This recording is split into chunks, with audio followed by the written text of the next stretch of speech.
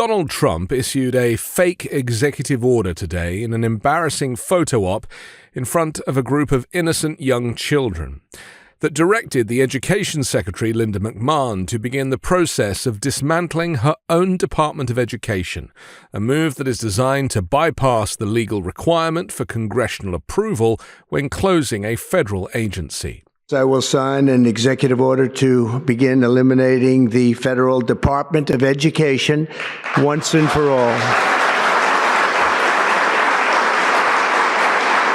At an awkward White House ceremony, Trump claimed that while the administration might eventually ask Congress to formally eliminate the department, the immediate action was necessary because its budget had more than doubled over recent years without corresponding improvements in national test scores. Determining the best education system is subjective, but countries like Finland, Switzerland, and South Korea are consistently ranked high for their quality and innovative approaches to education. The US ranks 31st behind Hungary, Lithuania, and Russia. But what is the real reason that Trump is wasting no time gutting and cutting the Department of Education? Well, let's leave it to his policy chief to say the quiet part out loud. Well, as we know, the Department of Education here in Washington, D.C., is overwhelmingly staffed by radical left Marxist bureaucrats who are in every way hostile to Western civilization, hostile to American interests, and hostile to our founding documents and culture. And so they are using their position and influence inside the Department of Education to try to force agendas like radical gender ideology, like critical race theory, like diversity, equity, and inclusion, and all kinds of anti-America curricula and policies on the American people, on our students, on our children. Yes, the age-old racist tropes of critical race theory and diversity, equity, and inclusion. These white supremacists in Republican states are genuinely worried about the so-called Great Replacement theory. Their fear is that as demographics shift in the United States, America will become minority white by 2045, as the census projects. Hence, over the last several weeks, we've seen a strategic effort by the Trump administration to remove commonly used data sets and resources that document economic, social, and health disparities faced by millions of Americans. These rollbacks not only threaten the integrity of scientific research and educational resource, but are a deliberate attempt to suppress visibility and recognition of underserved communities. And data is not just numbers. Data represents real people, real experiences, and real disparities. Data tells the story of this country. Data makes visible communities who have long been stigmatized, discriminated against, and underserved in policymaking. In recent weeks, the Trump regime has moved at breakneck speed to scrub websites, remove commonly used datasets like the CDC, and eliminate resources from the U.S. Census Bureau and other agencies that document economic, social, and health disparities faced by millions of people. Erasing data does not erase populations, it simply makes their experiences harder to measure and address through sound policymaking and ultimately exacerbates inequities, such as in education. A quick look back in history shows the role of research and data in society. One of the first acts of the Nazi regime in Germany was the destruction of a sexual and gender research archive. Under the current policy, the federal government does not dictate school curricula. That responsibility falls to state and local authorities, which also supply 90% of school funding.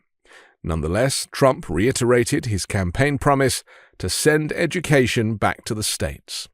The order instructs McMahon to take all required measures to halt the department's essential functions.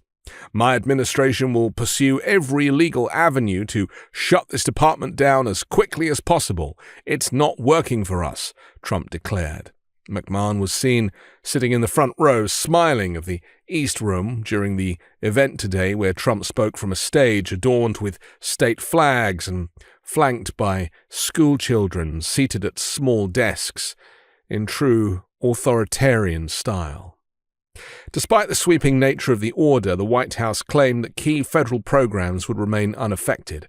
These include federal grants and loans such as the $18.4 billion Title I program for high-poverty K-12 schools, the $15.5 billion IDEA program for students with disabilities, and the $1.6 trillion federal student loan program. It remains unanswered, though, how significant spending cuts might be achieved without altering these initiatives. This executive action follows earlier steps by the administration that reduced the department's workforce by nearly half and cancelled dozens of grants and contracts, signalling a broader effort to curtail the Department of Education's authority. Although the idea of eliminating the Department of Education dates back to Republican initiatives in the 1980s, it has gained renewed momentum recently, particularly among pro-Trump activists who oppose policies promoting education standards and inclusivity. Trump's initiative is part of a larger strategy aligned with Project 2025, a plan inspired by the Heritage Foundation that envisions transforming the department into an agency focused solely on gathering statistics and relaying data to states. Critics on Capitol Hill have warned that eliminating the department could jeopardize the education of millions of low-income children who depend on federal funding, many of them non-white. House Minority Leader Hakeem Jeffries cautioned that such a move might lead to larger class sizes, job losses among educators, cuts to special education and higher college costs.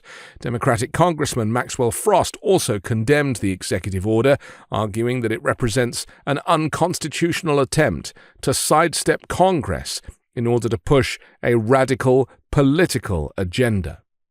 The Trump regime's actions could lead to major shifts in its budget and policies that will affect schools nationwide.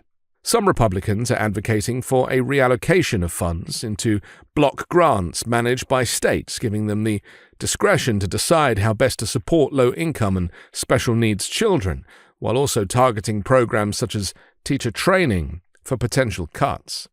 In addition to this order, Trump has recently signed executive actions aimed at promoting school choice by diverting public funds to private education and removing financial support from schools accused of radical indoctrination. He's also revived his 1776 Commission to promote a whitewashed view of American history, claiming that versions of history at odds with conservatives' values constituted a form of child abuse. During the early days of his presidency, the Department of Education announced it had dismantled several diversity, equity, and inclusion programs. Following that, several key appointments were made from the America First Policy Institute, a right-wing think tank often described as a White House in waiting. This group has actively pushed to eliminate diversity initiatives and ban certain books.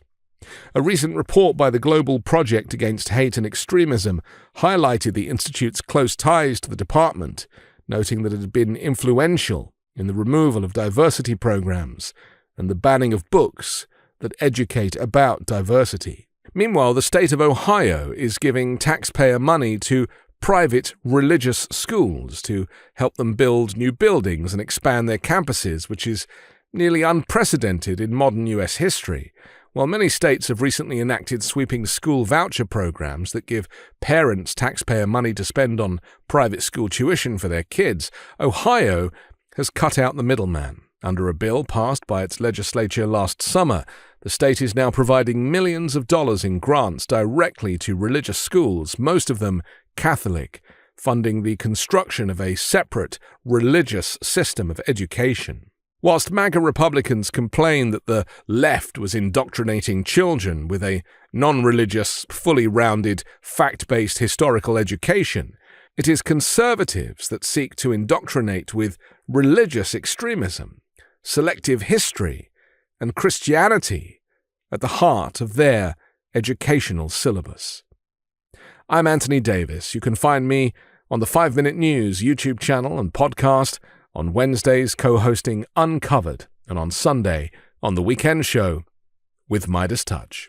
Can't get enough Meidas? Check out the Meidas Plus Substack for ad-free articles, reports, podcasts, daily recaps from Ron Filipkowski, and more. Sign up for free now at MeidasPlus.com.